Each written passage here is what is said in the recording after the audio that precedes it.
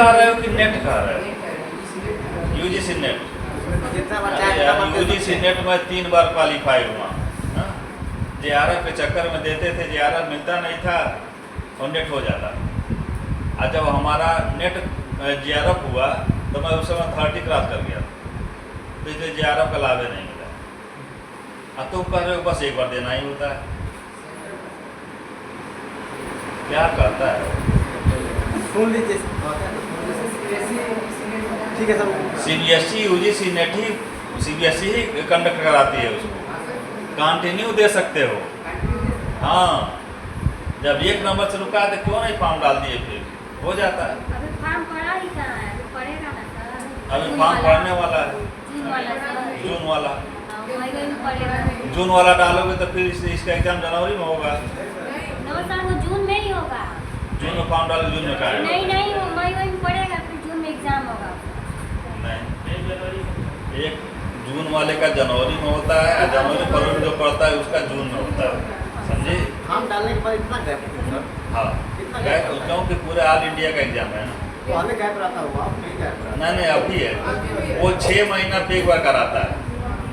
हाँ, साल में 2 बार। हाँ। तो मान लीजिए अभी जून में कराएगा, जनवरी मिलेगा, हाँ, जून जुलाई में फॉर्म पड़ेगा, तो फिर दूसरा फॉर्म कब पड़ेगा? और फिर वही जनवरी फरवरी में डाल देगा। जैसे एक का जब एग्जाम होता है उसके इर्द गिर्द दूसरे का फॉर्म डलवा लेता है। सर मैं डाली थी और जनवरी में दी थी। दिसंबर में डाली थी, 7 जनवरी को मेरा एग्जाम था। आप कब फॉर्म डाले थे? दिसंबर में। अच्छा, जून वाला कब डाले थे? कब डाले? जून वाला तो पढ़ा ही नहीं, अभी नहीं पढ़ा है जून वाला। तब नहीं तो पहले क्या करता था कि 6 महीना गैप देता था। एक का जैसे कि जून वाला एग्जाम, जनवरी वाला एग्जाम लेगा जून में, तो उस समय क्या होगा कि जनवरी फरवरी में फॉर्म डलवाएगा, तो जनवरी फरवरी में फॉर्म डलवाएगा तो जून में एग्जाम लेगा, और जून जुलाई में जो फॉर्म डलवाएगा उससे क्या लेगा जनवरी में। ये पहले था। अब तो गैपिंग रह ही नहीं, अभी 1 से 2 महीने बस। हाँ, तो टेक्नोलॉजी का विकास हुआ है। हम लोग जब दे रहे थे उस समय तो यही सिस्टम चल रहा था। और नेट का फॉर्म जितनी बार चाहो उतनी बार डाल सकते हो, उसमें कोई दिक्कत नहीं। हाँ, बस ये है कि फीस अधिक होती है। इस समय फीस कितनी है नेट का? सर 1150 पहली बार पढ़ा था, अभी उतना ही पड़ेगा, 1200 तो पड़ेगा। हाँ, यही अलग कम किया है, पहले 1600 रुपया था। और बीएड का सर 1850 पड़ा। पहले जो है नेट का जो वो था फीस हुआ इस समय से अधिक था, 1500-1600 रुपया लगता था साल में 2 बार।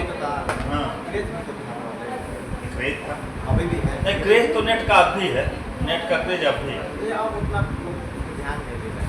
हाँ? पहले लोग उसमें वही देखो, नेट पे जो ध्यान देने वाले थे उनसे नेट नहीं निकलता था। पहले समझ लो, 2 चीज़ें मैं जानता हूँ कि जो केवल टीचर के लिए पढ़ाई किया वो कभी टीचर नहीं बनेगा। बीएड कर ले और केवल टीचर के लिए पढ़े, वो टीचर बन ही नहीं सकता।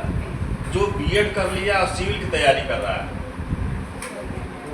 उसको टीचर बनने में कोई दिक्कत नहीं, वो टीचर बन जाएगा। इसीलिए जितने सिविल सर्विसेज की तैयारी करने वाले लोग हैं जागरूक, जिनको लगता है कि हमको जो है प्लान बी भी साथ लेके चलना चाहिए, तो तैयारी के दौरान क्या करते हैं, बीएड कर लेते हैं। तैयारी सिविल की, और 3-4 साल 5 साल में एक बार वैकेंसी आती है टीजीटी की। उनका ऑलरेडी, जैसे कि जो क्यों नहीं टीचर बन पाते हैं, जो बीएड करके केवल सोचते हैं हम टीचर ही बने, इसलिए नहीं बन पाते हैं कि अब 4-5 साल में वैकेंसी आएगी। बीएड करके बैठे हैं, बीएड करके चुपचाप बैठे हैं। जब वैकेंसी पब्लिश होगी तो वो क्या करेंगे, 1 महीना पहले जो है किताब खरीदेंगे, और वही कौन किताब, ठेले पे हिमालय वाला। रेलवे स्टेशन पे जाएंगे तो उसमें देखेंगे कि अच्छा 7 अजूबे ये तो बहुत अच्छी जीएस की किताब है, ये सब किताब पढ़ेंगे। और उसके बाद जब पेपर आए तो कुछ समझ नहीं आएगा। और जो सिविल की तैयारी करने वाला है और बीएड करके बैठा तो वो हर साल ये मर रहा है ना, हर साल मर रहा है, फ्री दे रहा है, मैच तक पहुंच रहा है, पता चला इंटरव्यू नहीं हो रहा है, तब तक पता चले कि 20,000 वैकेंसी है टीजीटी, वो फार्म डाल देगा। अब फॉर्म डालने के बाद वो क्या करेगा, अगर तैयारी उसकी ऑलरेडी है, ये है, जिस सब्जेक्ट से डालेगा 2 सब्जेक्ट से, उसको जो है कायदे से एक बार जो टीजीटी का किताब उठा के पढ़ देगा। उसको क्वेश्चन का नेचर समझ में आ गया। बाकी सब आइडिया है ही। अब पूरा आइडिया सिविल का उसके अंदर ही है। ये भी जानते हो कि जब से पूर्वावलोकन आ गया तब से कोई भी कमीशन पेपर नया किताब से नहीं बनाता है। सब के सब IAS PCS से क्वेश्चन चुराते हैं। यूपी चुराता है नेट से और किससे, UPSC से। बिहार चुराता है यूपी से, झारखंड भी चुराता है यूपी से। ये सब जितने उत्तर भारत के, हाँ राजस्थान अपना स्वतंत्र पेपर बनाता है, वह अगर नकल भी करेगा तो UPSC से करेगा, किसी स्टेट से नहीं। तो दमदार पेपर प्रदेश में तो वही का होता है, उत्तर प्रदेश का और राजस्थान का। बाकी तो झारखंड हुआ, बिहार हुआ, उत्तराखंड हुआ। लोकल ज़्यादा पूछता है झारखंड। उत्तराखंड तो नकल करने के चक्कर में वो उत्तर प्रदेश स्पेशल भी पूछ देता है।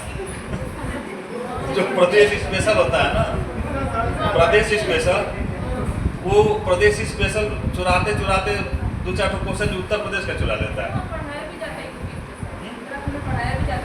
हाँ तो जब इतिहास पढ़ा जाएगा, 2000 में बना है ना, तो इसके पहले के जो इतिहास जब हम पढ़ेंगे तो यूपी वाला तो पढ़ना ही पड़ेगा, उत्तराखंड में पढ़ाया जाता है।